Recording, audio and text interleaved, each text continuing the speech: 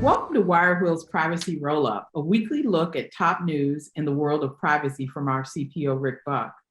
Hi, Rick. Looks like there's some movement on the federal end or the federal level in the privacy world. Hi, Janine. What about that? Yep. Hi, Janine. Yep. It's been a busy week or so up on the Hill Yeah. and lots to talk about this week. Looks like it. There are two things I would like to talk about today, and seems like there were two major announcements that have been in the news recently. First, the U.S. House Energy and Commerce Committee has actually passed a proposal to provide the Federal Trade Commission with $1 billion over a 10-year period of time for privacy probes. And then secondly, and I think the two are really tied together, secondly, there's been further discussions between the EU and the US, and they're getting closer to a resolution on data transfers. Give us a little more detail behind both of those. Yeah, like I was saying, this has been a good week for the Hill, and it's been a good week for privacy, at least in terms of energy being pointed in that direction. Last week, as you said, the House Energy and Commerce Committee voted to give the FTC $1 billion, and that money is being dedicated to improving data security and data privacy and fighting identity theft. And needless to say, that with all of the breaches that have happened in the last couple of months, this is I think a highly important and relevant topic. Mm-hmm. And I think that that will be a committee well funded. Or energy well funded by the FTC to spend attention to. $1 billion over 10 years sounds like a lot. The proposal and the $1 billion was all part of the $3.5 trillion spending measure that the president has been trying to get over the transom.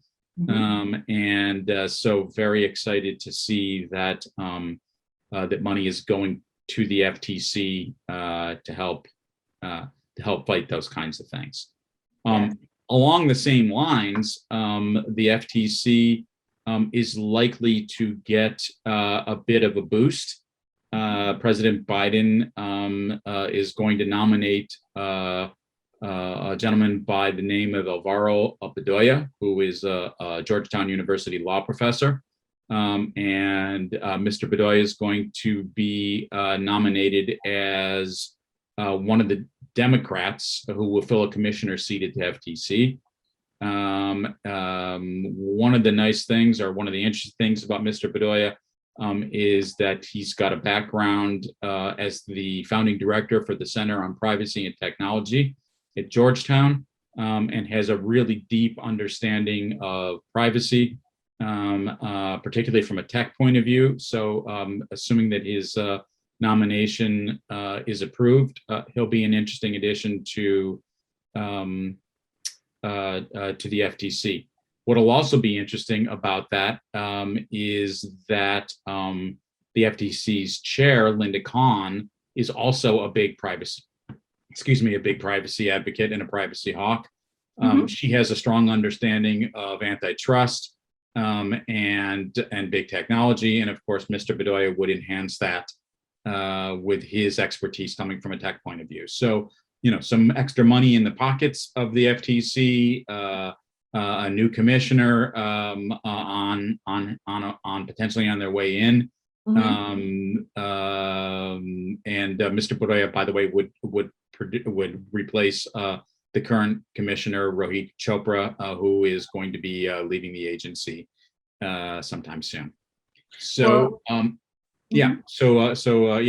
exciting stuff on the Hill in terms of the FTC. Mm-hmm. And then that leads to what you were asking me about earlier, which is the advance in the talks for data transfers.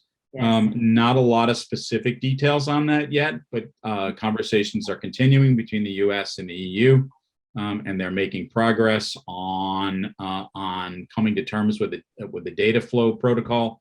For data to happen between the United States and the EU.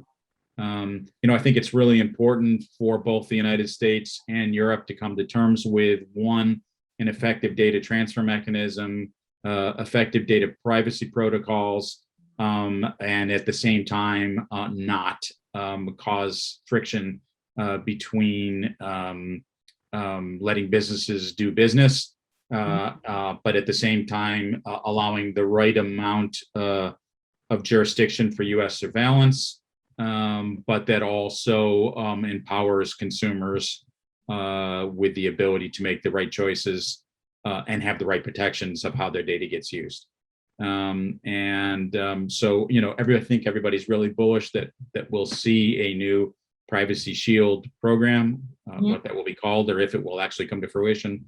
Our fingers are crossed, but some real positive energy happening around that subject. So between the FTC getting some extra money and a new commissioner who is a privacy hawk, people like Justin who are deeply involved in the history of Privacy Shield, I think some really good and positive energy and conversations happening around privacy up on the Hill this week and last week.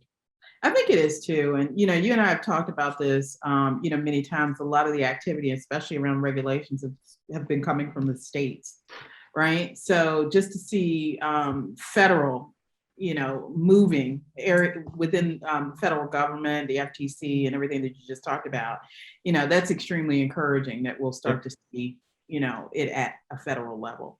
Yeah, I would be bullish if there are going to be a large number of individual state laws, reconciling all that, harmonizing all that with one unifying federal law, should it be written correctly, I think would be a really good thing and make it easier for companies to comply with and honor privacy, a privacy forward program for their businesses. Absolutely. Absolutely. And as us as consumers continue to get smarter and ask more questions around, the data and how it's being used, it's even more important. So, and the consumer is getting smarter by the minute. So the additional outside pressure on these conversations, which is great. Absolutely. Absolutely.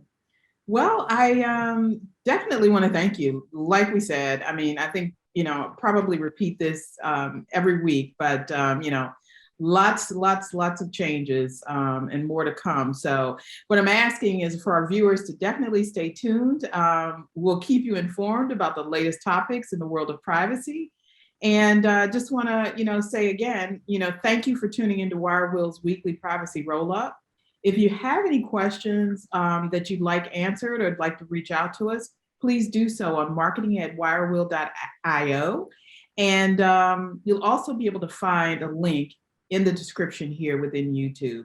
And last but definitely not least, please don't forget to subscribe to WireWheel's YouTube channel. Again, thank you, Rick. It's always a pleasure each week to spend this time with you. Likewise, Janine, always a pleasure to do this with you. And thanks again to everybody who takes the time to listen to these. See you next week. Bye.